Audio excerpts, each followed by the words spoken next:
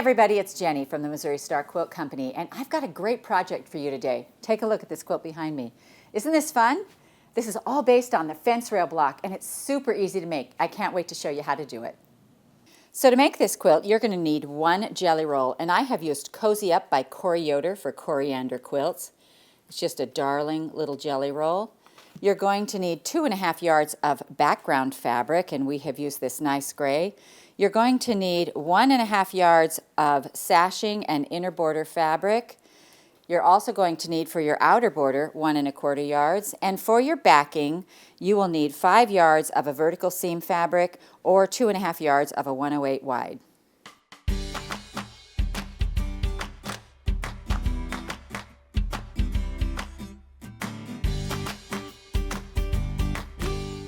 So this whole quilt is all based on the fence rail block, and that's basically 3 strips sewn together. And so we're using this wonderful 2.5-inch strip jelly roll from Corey Yoder, and it's just darling. I mean, it's a really pretty line. And so what we did was we chose, because there are some lighter fabrics in here, we chose this light gray to go with it. And so we're going to take 2 of our strips off the roll, and we're going to sew them to 1 gray. Then we're going to make a strip set that's just the opposite. So our opposite strip set is here. It's 2 grays with 1 color. And so you're going to make all of your strips into those sets. And basically you're just going to put them together, right sides together like this, and sew 1/4 inch all the way down the side. When you get a set of those done, you're going to put these 2 sets right sides together like this, line them up, and sew all the way down the side. So let's go over to the sewing machine and do that. So it's helpful on this, when you're sewing these together, if one of the sets is ironed to the inside and one of the sets is ironed to the outside. Let me show you what I mean before I start here. So this set right here is ironed in. This one here is ironed out, which means that these are going to naturally want to nest together here, which is really what you want to have happen. You want those to just line up and nest together. So now let's sew 1/4 inch right down the side on these. So line them up and just kind of let them go. Your seams are very particular to you, so yours are going to match.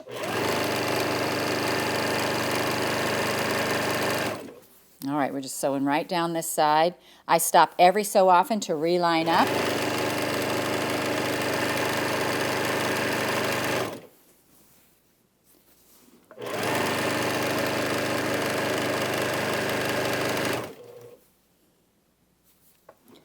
All right, we're almost to the end here. And then what I'm going to do is I'm going to come around here and I'm going to sew the other side. Make sure we're all still lined up here. Now see right here, see how this is a little bit off? What I'm going to check for right here is to make sure that these 2 are still lined up, and just kind of scoosh them over and make sure that those line up. All right, here we go. You want to keep those 2 edges together.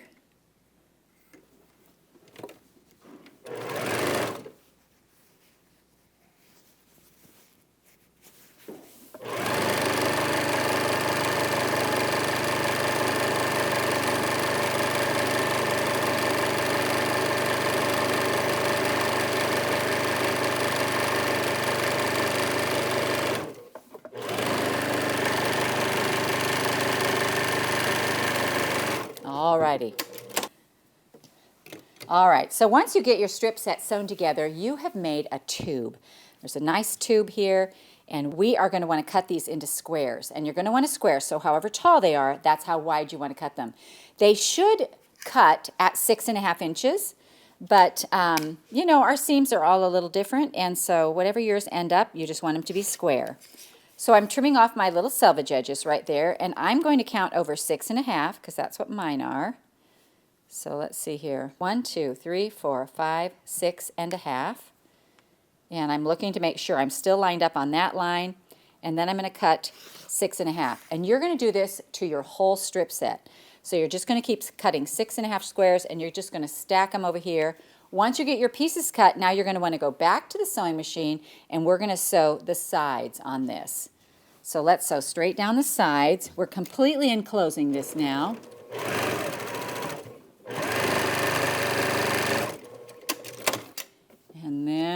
I'm going to sew down this side. Just like this. So now you can see on my square, it is really sewn all the way around. So what we're going to do is we're going to take our ruler here and we are going to cut it diagonally corner to corner. So just lay your ruler corner to corner like this, and we're going to make this cut, and then we're going to make this cut over here. All right, so once you get these cut, you're going to have these 4 blocks right here, and they are going to be 2 different blocks. So take a look at this. Here's one right here, and then here's the other. So let's go press these open. Alrighty, so now I'm just going to lay this back right here and press it. You can set your seam and roll it back. So just give them a good press, and then when you come over here, you can see very clearly that we have 2 completely different blocks. Now, if you're playing with these blocks and you're designing something, this really is where the fun starts. It's really interesting to see what happens when you play with these blocks inside the one big block. But what I did was I went ahead and cut my whole strip up and cut all my blocks, and then I put them together in 2 big blocks. And so we have this one block here like this where it has this dark piece. Actually, let me use 4 of these because I have these right here. So just like this, it's when you put this together, this block, it's going to make that X block. Now that is just one way of setting it. That's what we did for this quilt here, but it's going to make this X block just like that. And that's a really cool looking block. So once you get your X block together, we are ready to make our other block. And it is completely different. And what we're going to do with this one is we are going to put our blue like this. And you can see that it has a print corner and it has a background corner. And so we are going to put them like this. And we are going to put our background corners to the center. Then we're going to bring our other 2 that are yellow, and we're going to bring those in from the side like this. And basically, it makes what looks like a little spool. So what we're going to do now is we're going to sew these together. I'm going to start with the X block. And on this block, what you want to look at when you sew these together is where these match up. You want to make sure that's pretty close, and so that it just lines up real nice. So we're going to sew 1/4 inch right down the side like this. I'm going to do a little bit of a back stitch, and I'm going to make sure this lines up right here. And then I'm going to do my other one, and I'm just going to move it right in under the needle in the direction that it's going so I can do my chain piecing.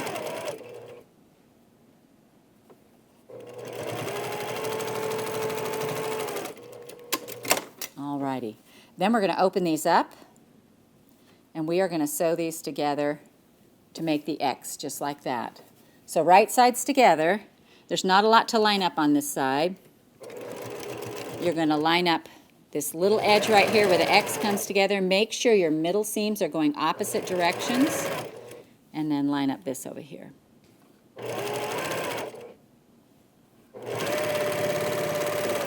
All right, now let's press this open and see how we did.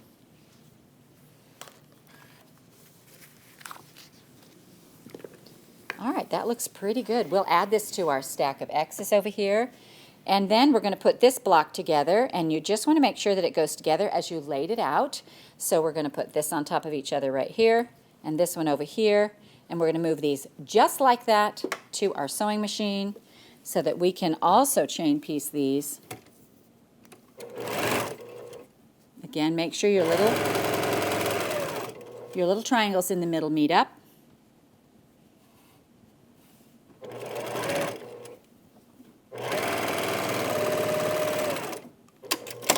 Alrighty, and then we're going to open this up right here.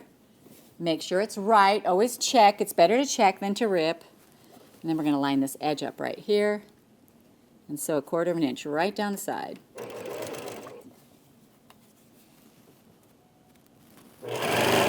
And I'm looking to see that my little corner pieces line up. And you'll notice not all of them are perfect, but in the overall quilt it looks pretty good. All right, so now we're going to press this one.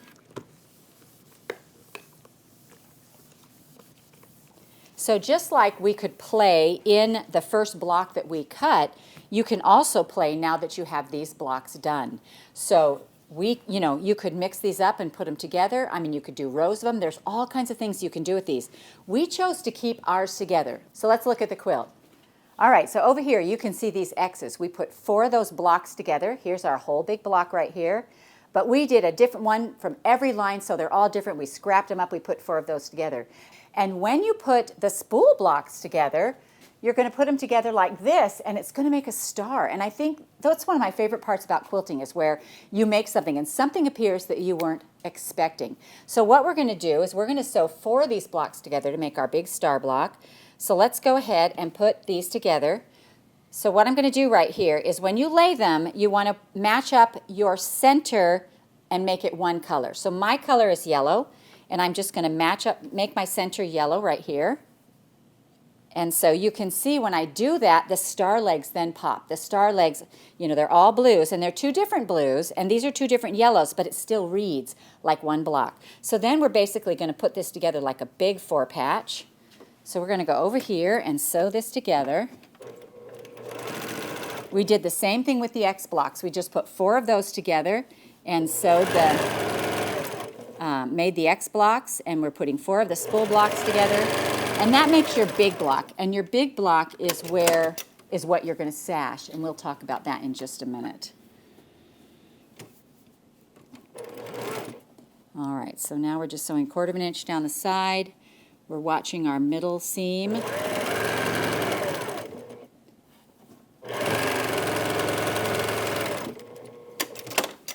And then we're going to put these 2 together, so it really is basically like a great big 4 patch.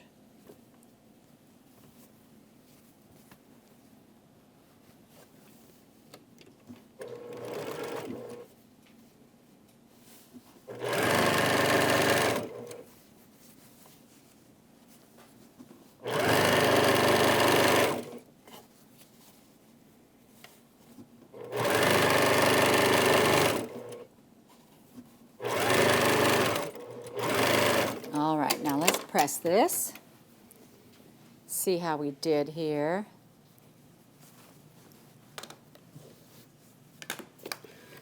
I just love how these look like little spools, and then you put 4 of them together, and all of a sudden it becomes a star. And for that matter, with this quilt block, you could actually make 2 separate quilts. You could do one of stars and one of X's, but look how this fits in here, like this. Isn't that cute? And you can see how clearly it makes a star.